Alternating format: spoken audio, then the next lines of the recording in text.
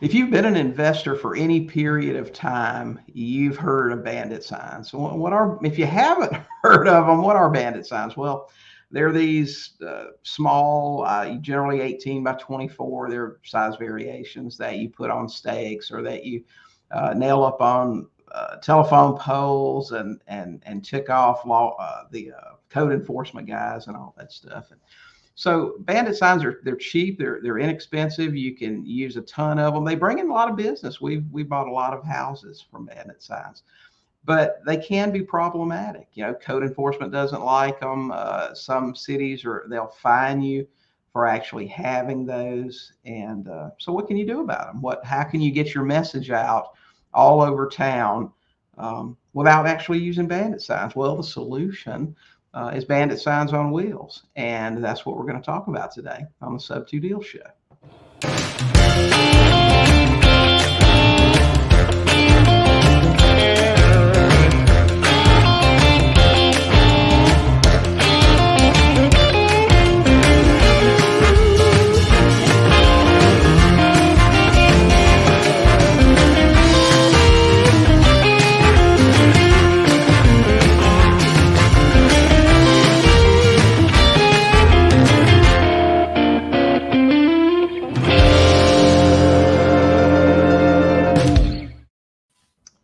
Hey, Sub2ers, welcome to this episode of the Sub2Deals Show, where we talk about all things subject to and creative finance. And you guys know occasionally we will talk about other real estate investing topics, but it's always something to help you with your real estate investing business. Now, today we've got a special guest here. We've got Josh Arras from REI Black Book. As you guys know, REI Black Book is one of only two products we absolutely recommend to real estate investors. We think it's crucial to have a great CRM as well as something to pull comps and do other things. And of course, REI Black Book does the CRM job and a ton of other stuff. But that's another episode. Today, we're talking about Bandit Signs on wheels. And Josh is an expert in that area. He's helped a ton of real estate investors set up workflows with REI Black Book to handle that sort of thing. So we're excited to have him on. Josh, welcome to the Sub2Deals Show. Hey, William, I appreciate you having me on. Yeah, well, we're excited to have you today. Our sponsor today for this episode of the Sub2Deals Show is Kevin with Strong Jacob and Associates. Check this guy out. In our current environment, we're going to have a ton of loan modifications that are going to be necessary with all these forbearances ending. And Kevin has an excellent program that can help you with that. Go to strongjacob.com and check him out. So we're going to talk about Bandit Signs on wheels today. Josh, tell us, what are Bandit Signs on wheels? Yeah, so as you alluded to in the intro, it's kind of a new take on the traditional Bandit sign. So, Bandit signs have been around, seemingly forever, right? You see them on the side of the road, driving down the road, you see all those yellow signs or those white signs that are kind of handwritten on the side of the road or stapled to a telephone pole. Some people get real creative and they staple them high enough on a telephone pole where they might stay up for an extra few days or something like that. They say we buy houses on them, right? So that's your traditional Bandit sign, and they work. And now it's a lot of work to go out and hammer those, staple those to telephone poles or, do what you got to do to get those out, 50, 100 at a time. You got to sneak around in the night because as they're named Bandit signs, most of they're certainly frowned upon, illegal in most areas. But they do work. But the shelf life of a Bandit sign is anywhere from, a couple days to maybe a week, a couple weeks if you're lucky, depending on where you're at.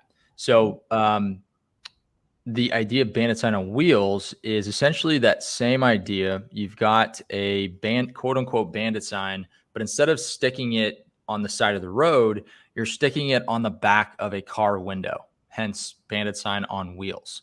And so the idea is that you're going to go out, you put it on your own car, you put it on your spouse's car, you put it on your friends and family's cars, anybody that will let you put it on their car. You stick a vinyl decal on the back of their car window that says, what we recommend and what our quote unquote Bandit sign on wheel stickers say is full asking price for your house, which will probably play pretty well into your audience, William, because I'll tell you about how Bandit Sign on Wheels kind of came about here in a minute.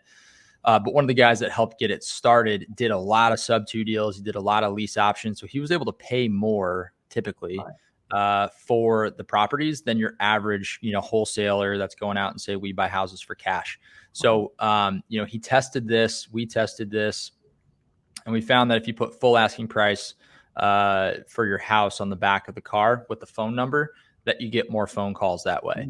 Now, you're certainly going to get some retail calls, but we found that you get more calls, right? You get more leads. And, people are going to keep the sticker on the back of their car window a lot longer, right? So, again, the idea is you take the traditional Bandit sign, you stick it on the back of a car window. Right. Okay. So if you're like most people, let's just say my wife and I, we each have a car. We're investors. That's 2 cars out on the road. But obviously you want to have as many as you can get out there. How do you, I guess, get someone else to put that type of sticker on their car, especially if they're not an investor and they have no interest in that sort of thing? That's a good question. So, to answer that, I'll kind of tell you how Bandit Sign on Wheels came to be, because that's going to help answer this question. So Bandit Sign on Wheels, the concept didn't really have a name at the time, was started by an REI Black Book user. His name's Ruben Perez. He's out of Phoenix, Arizona. And Ruben, this is going back, I don't know, 5-6 years now, probably. He attended a weekend workshop, was learning how to generate leads. And the instructor from the front of the room said, hey, go get a car magnet and stick it on the side of your car. So Ruben did that, stuck it on the side of his car. He was driving down the road one day, and somebody was on the highway, following him on the highway, followed him off the highway into a Walmart parking lot, and it was a little old lady that pulled up next to him, and basically wanted to get his information, but she couldn't see. She couldn't see the phone number because it was on the side of his car, right? So she was trying to pull up next to him and look at the phone number, and she couldn't see it. So light bulb went off in his head and said, hey, I should really stick this thing on the back of my car. And so what he did was he went and got, I think, 10 or 15 vinyl stickers printed and put them on the back of his car. He put it on the back of his sister's car. He put it on the back of any friend and family that would do it. And so, he was able to get about 10 or 15 on the road. So I would start with friends and family. And then what he did is he started posting ads on Craigslist. And what he was doing was he was posting ads on Craigslist and posting ads on Facebook, not paid ads, he was inside of Craigslist now. In a lot of markets, you'll have to pay for this. But back when we first got started, it was totally free. Excuse me. Sorry. And so what he does is he goes out, posts an ad on Craigslist, and I can actually give you an ad that we currently use. So it's kind of like a job description. So I'll make sure that I get a link to that for you, William. Okay. But he would post those. Sorry. That's okay. He would post those job descriptions, and he would slowly start to get people that were calling him. People would go to his landing page. So what Ruben did was he created a landing page, and he's almost selling this as it's like a side hustle, like a business opportunity, right? I mean, this was even before Uber. So the idea was that his ad basically read, make money while you drive, or, make money while sitting in traffic. Right. And the idea is you put the sticker on the back of your car, and if you get a phone call that comes in from your sticker and I close a deal from it, I'm going to pay you a $500 finder's fee or $1,000 finder's fee. And again, you have to check with your local market to see what's compliant and what's not, because in most markets, you're not going to be able to pay them a percentage of the deal or a percentage of the profit. So he would pay a finder's fee of like $500 to $1,000 per deal. And so that was kind of the offer, the value proposition for somebody to sign up for this program. And so what he would do is he'd post those ads. He'd post those ads every day he did it for like months, every single day on Craigslist. And he would post anytime that somebody signed up. He would take a picture of him installing it, almost like, how people, when they buy a new car, they take a picture next to their car with their thumbs up. So he would do that, and then he would post it to his Facebook page. And then his Facebook friends started seeing it. So over the course of a couple years, he went from getting stickers on just his car and his family's cars to having over 400 drivers on the road. And he was getting dozens and dozens and dozens of calls every single week from this Bandit Sign on Wheels, from his Bandit Sign on Wheels campaigns. And so a couple questions usually come up here. One of them is, how do we track this? Right. So if you've got 400 drivers, let's just say you've got 10 drivers on the road. How do you know where the, what car the call came from? And so with REI Black Book, you can get a phone number with extensions. And so inside of REI Black Book, you can get a dedicated phone number that you're going to use for your Bandit Sign on Wheels signs. And then every sticker that you print is going to be, the first one will be extension 1, then extension 2, then extension 3, then extension 4. So somebody calls into the phone number that's driving down the road. They're interested in selling their house. They're going to hear a quick recorded message that just says, "Hey, thank you for your interest in selling your property. If you could please dial the extension, your extension now, we'll get you some more information on this program." They dial the extension. Now you know where that lead came from, what car that lead came from, and you can pay that person accordingly. Right. So and I'm thinking like how to utilize this and everything right away. You think the extension is the best idea, or is a separate phone number even a better idea? You could do separate phone numbers, but at scale, it gets a little pricey because with REI Black Book or really any phone tracking system, you're typically going to pay per number. So like with our highest plan in REI Black Book, you'll get 20 phone numbers. Right. And you'll get,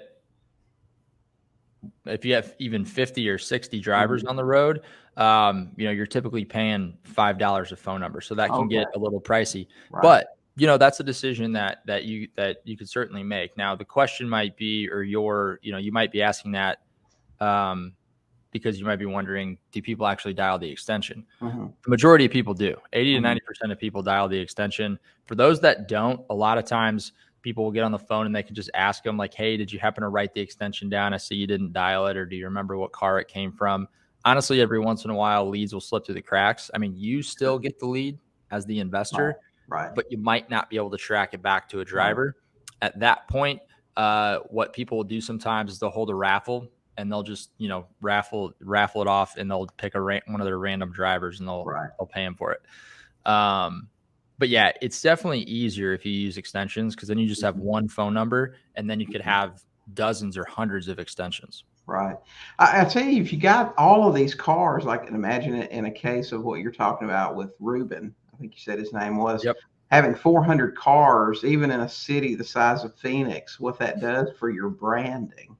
And the message that you're talking about, full price for your house. Because, especially in this market now, where everybody's out there doing 10,000 texts a day. And I know a lot of that stuff's going to probably come to a stop eventually, and all of this stuff that they're doing, I can't tell you, almost every seller that we speak to, I mean, literally almost everyone that we talk to today has already talked to 50 other investors. And in most cases, they're angry because they got a super low ball offer or something along those lines. So the ability to be able to pay full price is a big plus for creative investors. So, and that's a perfect message. You're absolutely right. The full price for your house. So that's great. So what is, you recruit a driver, and the way I hear you saying, and of course you'll start with friends and family and just move out from there. But so the cost to recruit a driver sounds like it's really just as simple as the sticker in the window. There's nothing you pay them to sign up. They're actually paid for performance. Correct. And Ruben actually, towards the end of this, was actually charging people to sign up because he was presenting it as a business opportunity. Because what he was then doing is, this is a great kind of lead funnel to get bird dogs. And so if anybody's ever worked with bird dogs, or property finders, as many people call them nowadays, you'll know that you need to work through a lot to get a good one. But you only need a handful of good bird dogs to really get some good lead flow in. But what Ruben was actually doing was he started charging people, I think about $50 to join the program, because he was presenting it as a business opportunity. because as people were driving around, they were also then sending him deals. They were just sending him, properties because he was teaching people about, he created a Facebook group, which is another really cool thing he did. And he invited all of his drivers into the Facebook group where he would post educational videos to teach them how to be bird dogs as well.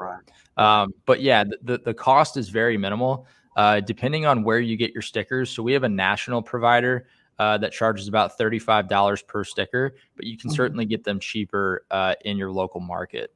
And it's just it's just a white vinyl sticker. I think they're about 32 inches wide, I believe. And it literally just says on the top, it says full asking price for your house.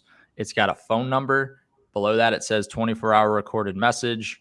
And then below that, it just says we buy houses. Right. So there's actually a supplier. I know years ago you would need to go to the local vinyl shop or whatever and have stuff like that made. But so what you're saying is you can just order these in bulk and have them. And I guess just stop by one of those places and have it installed or whatever. Yeah, a lot of people when they're getting started, they install them themselves. So there's definitely some sweat equity that goes into this strategy, right? So I'm not going to sugarcoat it. It takes some work to get it up and running, but once you get to about 50 cars on the road, you start to really see substantial lead flow every week. Some of our investors, there's another investor in Flagstaff, Arizona, that's doing this with a lot of success. So they get, a handful of deals from this strategy a quarter, but they've only got about 30 to 40 cars on the road. So they don't have, it's a smaller market. They don't have as many cars on the road. But again, once you get to like a critical mass of around 50 cars, depending on what market you're in, you start to get consistent lead flow in. Well, based on your experience, Josh, with investors, I know all over the country doing this, which I know you work with, if someone is a full-time investor, this is something they want to implement, just running these ads, using Facebook, doing things like that. If you had to make a guess, and I know it's just a guess, but if I got started today and put in some time to getting it done, how quickly could I have 50 cars out on the road, do you think? That's a good question. I think if you placed your first ad on Craigslist, and again, the way Craigslist works is, you post your ad and then every minute that goes by, it slowly starts to get lower and lower and lower. So with Craigslist, you want to try to post your ad as much as you possibly can. Ruben was posting multiple a day, actually. He had, and I honestly don't know if you can do this anymore because Craigslist has made some updates. They've got a little smarter, but you used to be able to, just have a few different emails. And he would have his virtual assistants go in and post 3 to 4 ads every single day. There's then also Indeed. So you can post ads on job listings on Indeed, Facebook Marketplace, and then just your general Facebook page. So, if you were to use 2 to 3 of those channels to post your ads, I mean, you could definitely get, 5 drivers to raise their hand and say they're interested within the first week. Right. And so I would think it would probably really take you, a good few months if you're really hustling to get up to 50 drivers. Again, you're going to put in some sweat equity, but this is a very sustainable long-term marketing strategy because the churn rate, meaning the number of people that actually put a sticker on the back of their car and then take it off 30 days later is almost zero. These stickers on average stay on the back of people's cars almost a year. I know people, it's funny because here in St. Louis is where we're at, we've been teaching this for 5 or 6 years now, and I can't drive down the road, to or from work without seeing one of these things. And so, you see them all over the place, especially in markets like Phoenix. We're here in St. Louis. We've got a lot of people doing it in Dallas, but we've got people all across the country that are using this strategy. It really is going to depend on just how much time and effort you put into it. And the biggest bottleneck, if you will, is going to be the actual installation process. And so what some people will do is they will, they'll pay, their niece or nephew or a college kid or something like that, $30 per install. My little brother actually used to do it for an investor here in town. That's kind of how he got into real estate.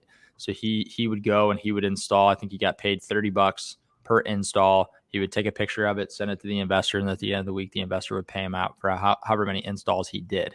So I don't necessarily recommend you as the investor do all these installs. You might want to do a few at the beginning, especially if it's like your own car, if it's your, your spouse's car, if it's your friend's car, go do those because that'll be easy.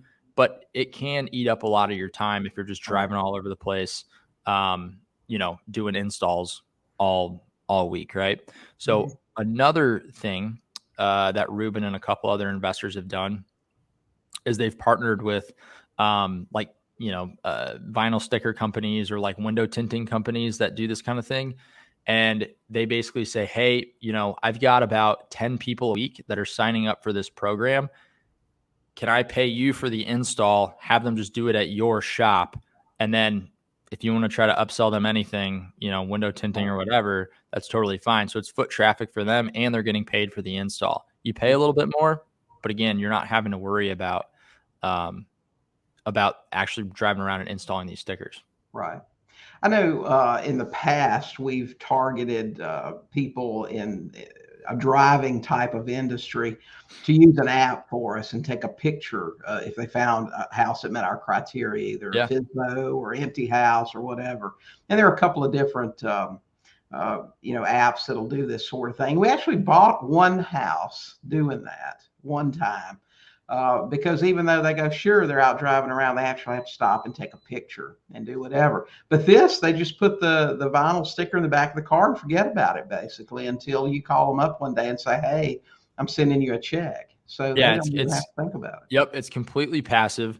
I'll send you another link, but for those of you that are listening to this right now, I've got a sample landing page that I've used as a template, and I've helped dozens of investors set this campaign up, and this is the landing page I always use. This landing page actually has a video testimonial from one of the first investors I helped set up. He surprised one of his drivers at their house with a check. I think it was for like $3,500 or something. Or maybe it was $1,000. I can't remember exactly, but he surprised one of his drivers with the check, and one of the questions he asked is like, what did you have to do for this? He's like, all I had to do was put a sticker on the back of my car. So if you want to check out that landing page, it's got all the, the headline and the verbiage. You can totally swipe that. But that's how most people are signing up through this process. They're seeing an ad online, and then they're going to a landing page and they're filling out a quick form. So that landing page is stldriving4dollars.com, all spelled out, stldriving4dollars.com. And I'll make sure I get you that link, William, if you want to throw it in the show notes. But people can go and they can check that out, and you can see, kind of how we position this as an opportunity for somebody who's looking to make a little bit of extra cash. And, you then get notified. So you're posting all these ads on whether it be Facebook or Craigslist or, Indeed. Anytime somebody comes to your landing page and they fill that form out, you'll get a notification. You'll get a text message. You'll get an email saying, hey, you got a new Bandit Sign on Wheels applicant. So you have to follow up with them, and just schedule the install. Right. So, and by the way, this landing page, if you have REI Black Book, you could easily implement that as one of your pages that you have in there. So super simple. All right, great. Hey, listen, guys, we're going to listen to a quick message from our sponsor today. It's Kevin Strong, Jacob and Associates. Kevin has a loan modification program that is really going to come in handy with our current environment. So you guys check him out. Listen up. We'll be back in just a minute. Listen up, investors. Ever wanted to learn the right way to do a loan modification? Strong, Jacob and Associates has a do-it-yourself course complete with text, video, and legal support. Learn the right way to lower monthly payments and add real value to a distressed seller while you improve your monthly cash flow by securing lower mortgage payments via loan modification. Don't delay. Visit www.preventforeclosure.us or give Kevin a call today at 253-753-9595. Hey, Sub2ers, we're back with Josh Arras here from REI Black Book. We're talking about Bandit Signs on Wheels. And he's been telling us how easy or simple, I shouldn't say easy, nothing's easy in what we do. It is simple But everything involves a little bit of work, especially in the beginning. We're talking about recruiting drivers and the simple process of just putting a vinyl decal in their back window, turning them loose, letting them drive, do their normal daily stuff. When a call comes in, you make a deal from it and they get paid. Everything sounds great. It's low cost. You can have hundreds of cars on the road, all funneling deals to you basically in their sleep. Yep. But there's always a but here. There's got to be some things that may present an issue.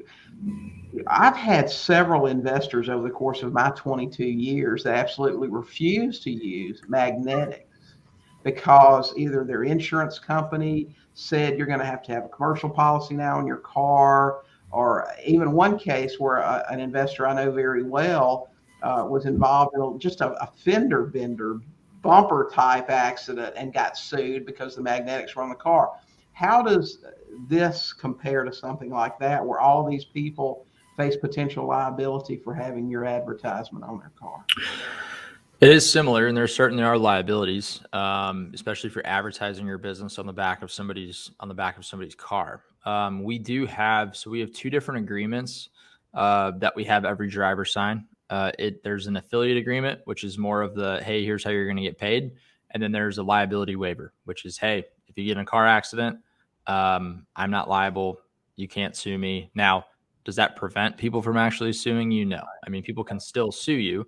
There's a contract in place, and with REI Black Book, that person's going to be a contact in your CRM. You can then upload the contract, scan it in, upload the contract, upload the liability waiver, upload the joint or the affiliate agreement.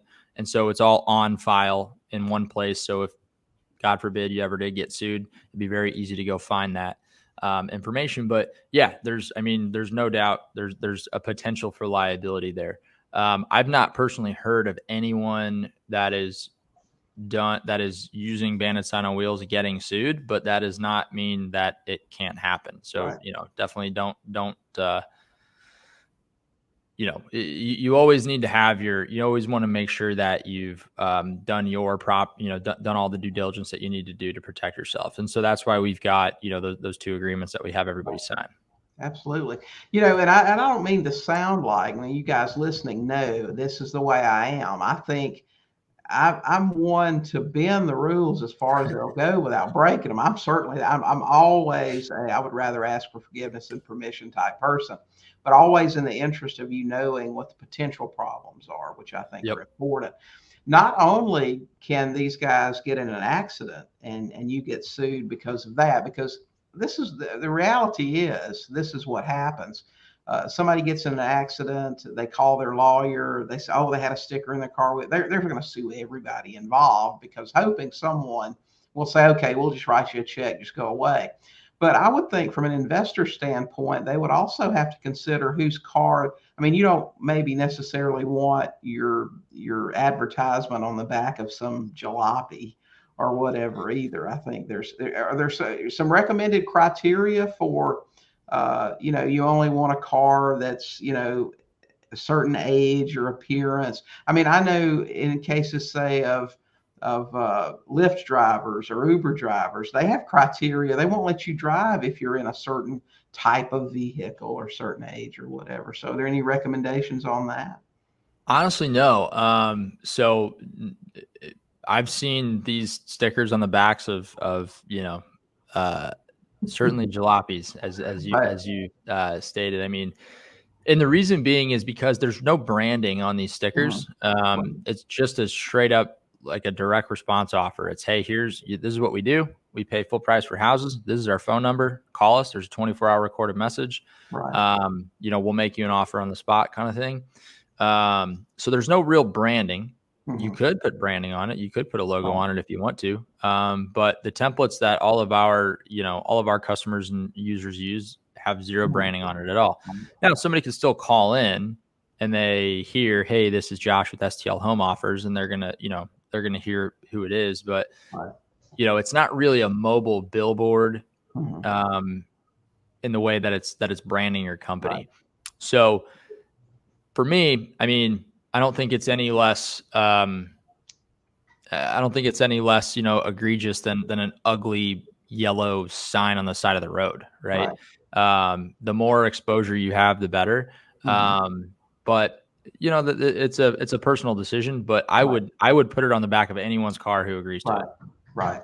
Hey, and I hear what you're saying. It's kind of like bandit signs in general. We don't try to brand a bandit sign. Our objective is to get the message out in as few letters as possible and make sure that message is as big as it can be. And a logo or something would take up too much room. So we want what we do and how to get in touch with us as big as possible. So I hear exactly what you're saying. Yeah, and you also want them calling the number, right? So you don't want them Googling your business. I mean, it's not bad if they Google your business. That's totally fine. But you want them to pick up the phone and call the number.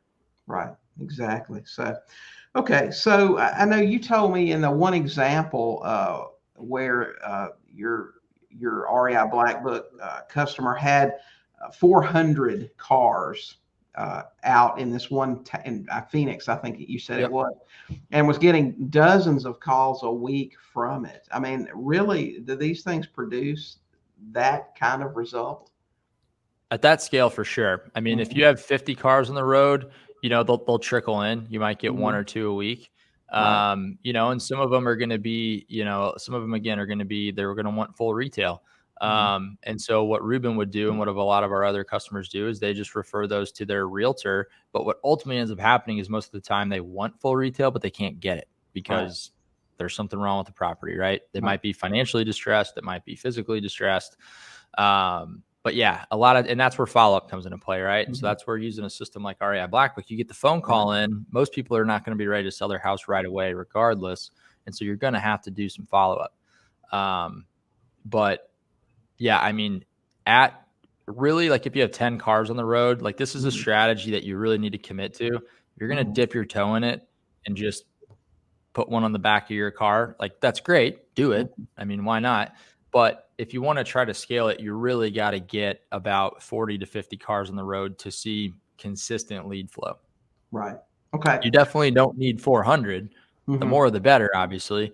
But 50 to 100, you're going to get a lot. You're going to get, probably 5 to 10 calls a week on average. Right. Well, it's like this. To me, this is just like anything else in real estate investing. You add a strategy in place to generate calls, whether that's cold calling, whether it's an ad in the newspaper or Facebook ads or whatever it may be. And then you build on that. Then maybe Bandit Signs, you have people that put out 50 a week. You have ads targeting Bandit Signs on wheels. You try to get 5 leads a week from this source, 5 leads a week from this source. Pretty soon you've got 50 leads a week coming in and you're buying some houses. So different, it's just like we tell our students, you need to be using at least 10 marketing methods all the time. And each one's going to produce a certain amount of leads for you. So that's what we try to do. And I would just look at this in the same way. You're just going to build up drivers over time. You said most of these people that sign up stay. They don't go, I'm going to do this 30 days and take the sticker out of the window, because there's no work for them. Once they've gotten the sticker in their window, there's nothing else for them to do except their daily routine. They don't have to think about this at all. Yeah, and you really are trying to target people going back to like what kind of cars. I mean, people that drive Mercedes-Benz, like let's be real, they're not going to put the sticker on the back of their car. So, you're targeting people that don't necessarily care as much about what their vehicle looks like, right? And that's fine. That's okay. And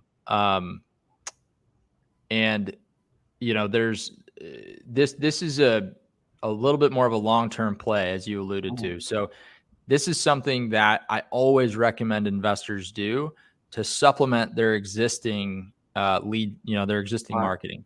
So this is kind of like in the online space, it's kind of like SEO. SEO takes a while to get ramped up. It could take 6, 12, 18 months, but once it gets going, it's amazing, right? But you got to do maybe some pay-per-click, or you got to send some direct mail, or you got to do some cold calling or some door knocking to actively generate leads as you build these more passive lead flow channels, right? And so what happens a lot of times is when investors get to a critical mass where they've got 50, 75, 100 or 200 cars on the road, they'll start to slow down their act, more act channels like direct mail, like cold calling, because their Bandit Sign on Wheels campaigns are bringing in now a steady flow of leads, and they don't have to pay every month to maintain that. Right. Sure, you're paying out a finder's fee, but that's a whole lot cheaper than what it costs to generate a deal from direct mail or pay-per-click, right? So it might take you, again, if you're going to do this strategy, you got to commit to it. It might take you, 6 to 12 months to build a meaningful, fleet of drivers, if you will. But once you get it, it starts rolling and leads start coming in regularly. Right. It seems like